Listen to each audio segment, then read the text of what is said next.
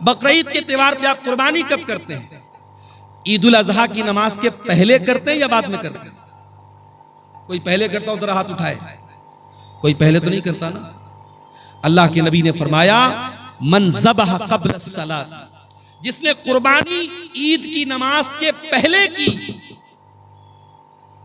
जिसने बाद में की, फ़क़त तम्म नुसुकुहु, उसको कुर्बानी का सवाब मिलेगा। और जिसने ईद उल अजहा की नमाज के पहले कुर्बानी की, उसको गोश्त मिलेगा, कुर्बानी का सवाब नहीं। आप डबल बकरा ले आए, डबल जानवर ले आए, 2 करते थे 4 ले आए, लेकिन अगर आपने ईद उल अजहा की नमाज के पहले कुर्बानी कर दी, आपकी कुर्बानी अल्लाह के कबूल नहीं होगी। इबादत कैसी? इबादत रसूल के जैसी। एक और मिसाल आपको देता हूं। हज करने जो लोग गए हैं, अल्लाह उनका हज कबूल करे। जो इस साल जाना चाहते हैं, अल्लाह सेहत और सलामती के साथ उनको रवाना फरमाए। और जिनके दिल में इरादा और ख्वाहिश है, अल्लाह जिंदगी में उनकी ख्वाहिश पूरी फरमाए।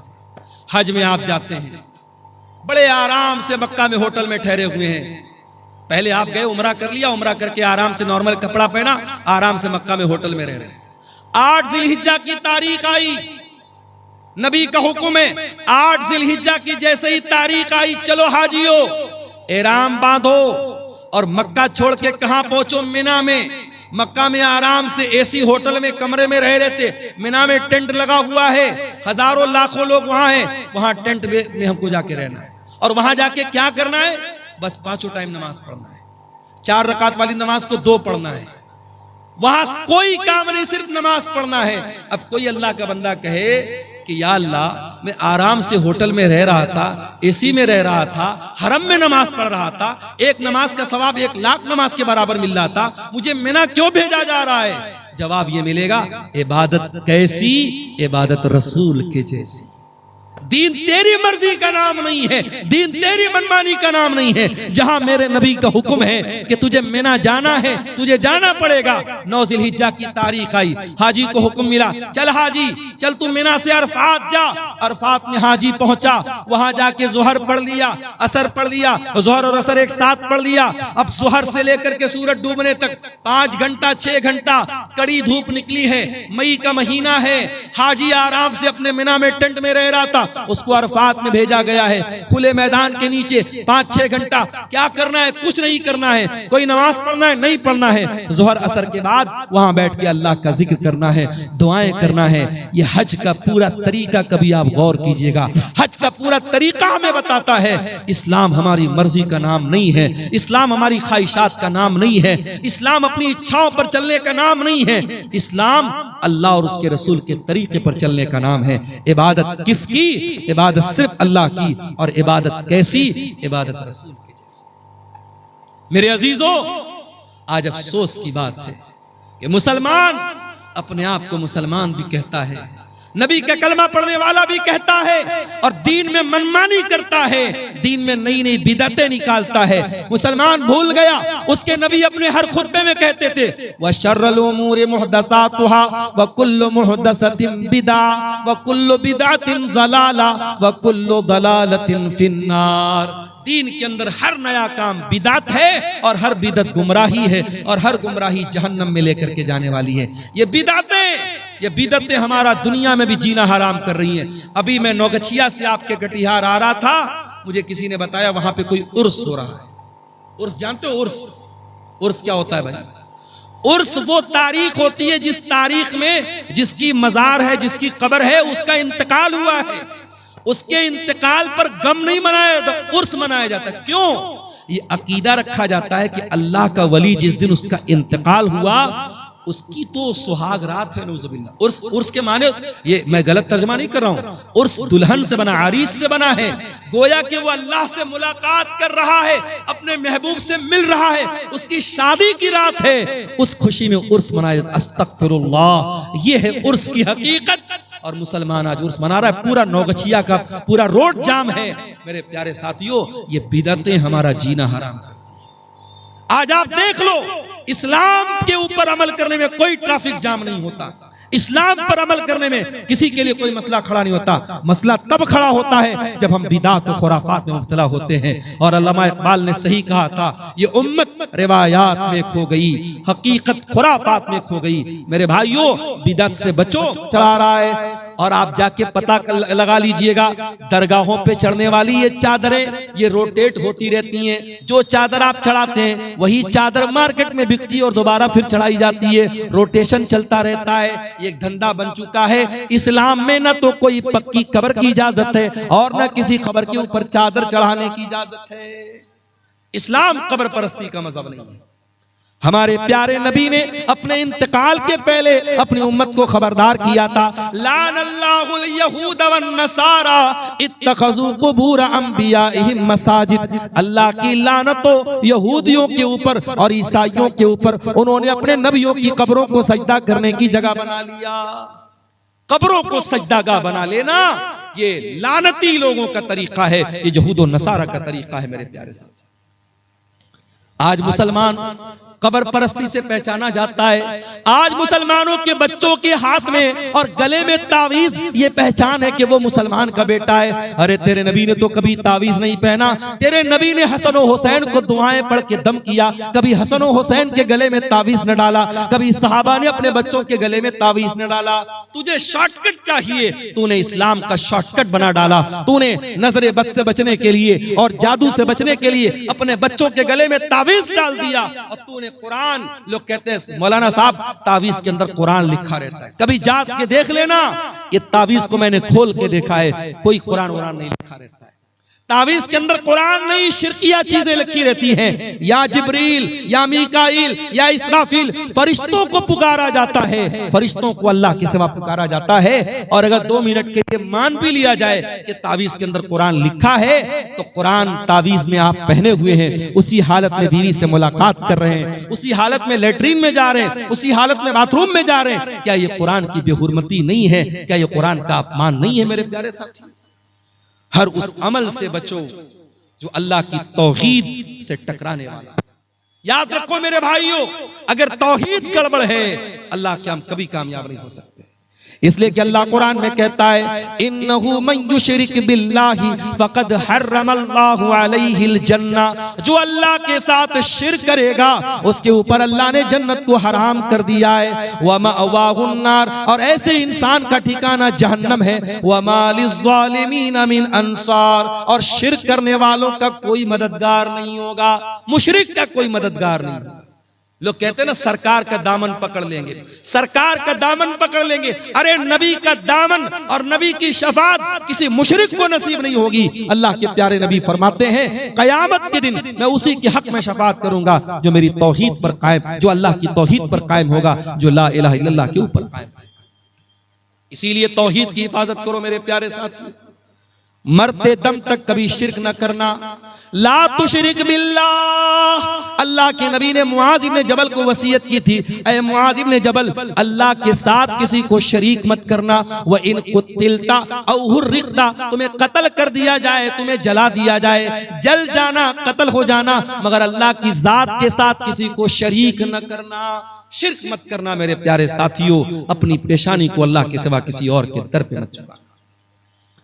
और याद रखो, अगर ये शिर्क हो गया और बगैर तौबा किए इंसान दुनिया से चला गया तो अल्लाह क्या उसकी माफी नहीं है। इन्नल्लाह ला यगफिरु अन युशरक बिही व यगफिरु मा दून ज़ालिका लिमन यशा। जो दुनिया से शिर्क करके चला गया और शिर्क की हालत में मर गया, अल्लाह फरमाता है उस मुशरिक की हम मगफरत नहीं करेंगे। मुशरिक की अल्लाह ताला के माफी नहीं। अच्छा, मैं एक मिसाल से बात करता हूं।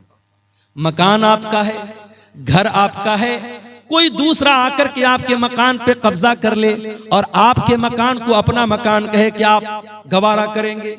आपकी बीवी निकाह आप करके लाए और आपके बजाय किसी और को शौहर माने, क्या आप गवारा करेंगे? नहीं नहीं, मेरी बीवी है, मेरे अलावा किसी और को नजर भर के देखे हम तो ये भी गवारा नहीं करेंगे।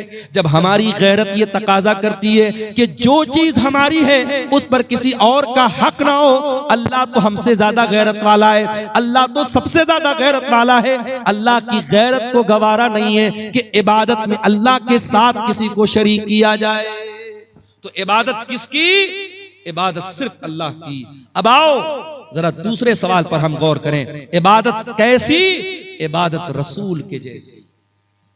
आज एक नमाज आप पढ़ते हैं, किसी मस्जिद में चले जाओ, कोई सीने पर हाथ बांध रहा है, दूसरी मस्जिद में चले जाओ नाफ के नीचे हाथ बांध रहा है, तीसरी मस्जिद में चले जाओ हाथ छोड़ के नमाज पढ़ रहा है। एक नमाज इस्लाम की इबादत है, 36 तरीके से नमाज पढ़ी जा रही है, हर मस्जिद में एक नया तरीका है। एक मस्जिद में गए अस्सलामु अलैकुम व रहमतुल्लाह, अस्सलामु अलैकुम व रहमतुल्लाह कहने के बाद इमाम साहब और मुक्तदी लोग जोर से कहते अल्लाहु अकबर, अस्तगफिरुल्लाह अस्तगफिरुल्लाह अस्तगफिरुल्लाह। दूसरी मस्जिद में गए, इमाम ने सलाम फेरा, जल्दी से हाथ उठाया, इमाम दुआ करने लगा, पीछे मुक्तदियों ने भी हाथ उठाया और इमाम की दुआ पर आमीन कहा। नमाज के तरीके में इतना मतभेद क्यों है? नमाज के तरीके में इतना फर्क क्यों है? क्यों अपने अपने मसलक की तरीके की नमाजें बना के आपने रखी हैं? आओ मेरे प्यारे साथियों, आज इस स्टेज से, मदरसा इस्लाहिया के इस स्टेज से आपको इत्तेहाद की दावत देता हूं, आपको एकता की दावत देता हूं। आओ नमाज का वो तरीका चलेगा जो जनाब मोहम्मद रसूलुल्लाह सल्लल्लाहु अलैहि वसल्लम ने बयान किया। और आपने फरमाया सल्लू कमा रायतुमूनी उसल्ली, ऐ मेरी उम्मत के लोगों उस तरीके पर नमाज पढ़ते रहो जिस तरीके पर तुमने नमाज मुझको पढ़ते हुए देखा है। नबी का ये कहना कि मेरे तरीके पर नमाज पढ़ते रहो, नबी का ये कहना इस बात की दलील है कि कयामत तक वो तरीका महफूज रहेगा। और आज भी हदीस की किताबें बताती हैं कि अल्लाह के नबी जब तशहुद में बैठते थे तो कहां पर उंगली हिलाते थे, कहां पर उंगली को हरकत देते थे। जब आप रुकू में जाते थे तो घुटनों को कैसे पकड़ा करते थे, जब आप सज्दे में जाया करते थे तो आपकी नाक जमीन पर होती थी कि नहीं थी, आपकी पेशानी जमीन पर होती थी या नहीं थी। एक एक तरीका आपका नमाज का हदीस की किताबों में मिलेगा। तो इबादत कैसी? इबादत रसूल की जैसी। ये इतना नाजुक मामला है कि आप इसमें कोई फेर बदल नहीं कर सकते। चलिए एक मिसाल आपको देता हूं, बहुत प्यारी मिसाल है, इसको जरा गौर से सुनिए। हदीस कहां पर है? बुखारी में भी है, मुस्लिम में भी है। रावी कौन है? बरा इब्ने आज़िब कहते अल्लाह के प्यारे नबी ने मुझसे फरमाया इज़ा तैत मज़जाका, ऐ बरा जब तुम बिस्तर पे सोने जाओ तो पहले तुम वजू कर लिया करो। हमारे पास कुछ औरतों का फोन आया, मौलाना साहब बड़े डरावने सपने आते हैं,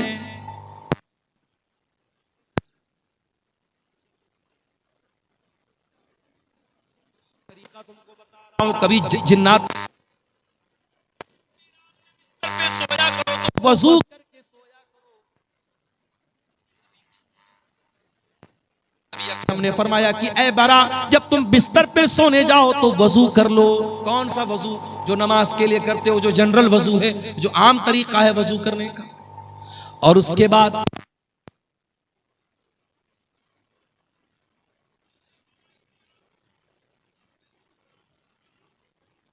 को तुम पढ़ करके सो जाओ। कौन सी दुआ है? अल्लाहुम्मा अस्लम व फव्वस्तु अम्री इलैक व अलजातु ज़हरी इलैक रग़बतन व रहबतन इलैक ला मलजा वला मनजा मिनका इल्ला इलैक आमनतु बिकिताबिकल लज़ी अंज़लता व बिनबिय्यिकल लज़ी अरसलता। कभी ने ये दुआ का मतलब क्या हुआ?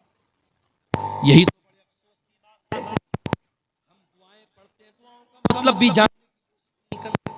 कितनी प्यारी दुआ है, अल्लाहुम्मा अस्लम तो नफ्सी इलैक, आय अल्लाह मैं बिस्तर पे सोने जा रहा हूं, नहीं मालूम सुबह जिंदा उठूंगा कि नहीं उठूंगा, आय अल्लाह मैं अपने आप को तेरे हवाले करके जा रहा हूं।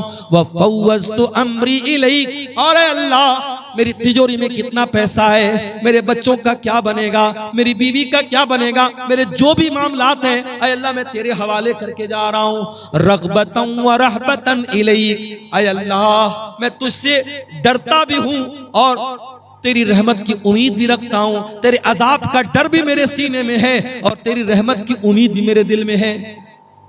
और ऐ अल्लाह आमन तो भी ला मल जा वाला मन जा मिन का इल्ला इलैक। ऐ अल्लाह, तू जिसको पनाह दे दे, तू जिसको पनाह न दे उसको कोई पनाह देने वाला नहीं, तू जिसको नजात न दे उसको कोई नजात देने वाला नहीं।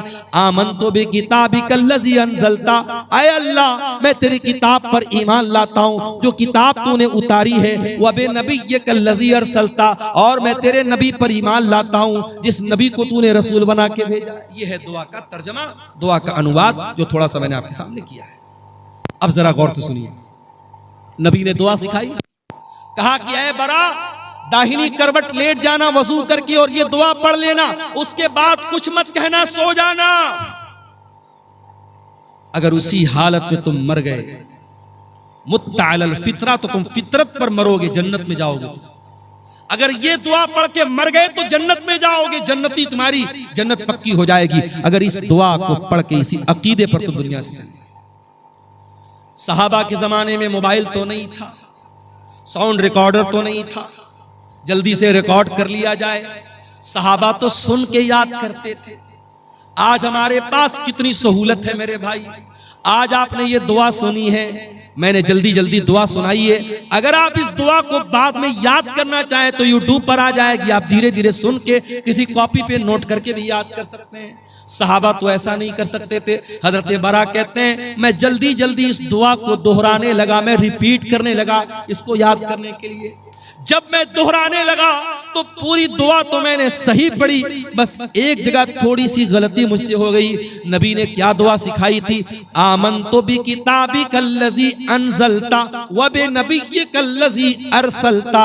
मैं अल्लाह की किताब पर ईमान लाता हूँ और अल्लाह के नबी पर ईमान लाता हूँ। मेरे मुंह से नबी की जगह रसूल का लफ्ज़ निकल गया, व बि नबिय्यिकल लज़ी की जगह व बि रसूलिकल लज़ी का लफ्ज़ निकल गया।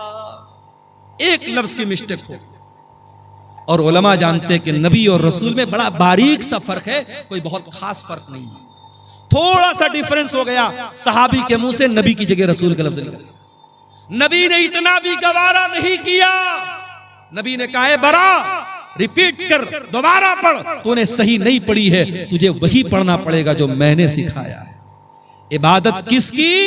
सिर्फ अल्लाह की। और इबादत कैसी? इबादत रसूल के जैसी। रमजान आने वाला है, रमजान के बाद एक सदका हम देते हैं, उसको सदका फित्र बोला जाता है।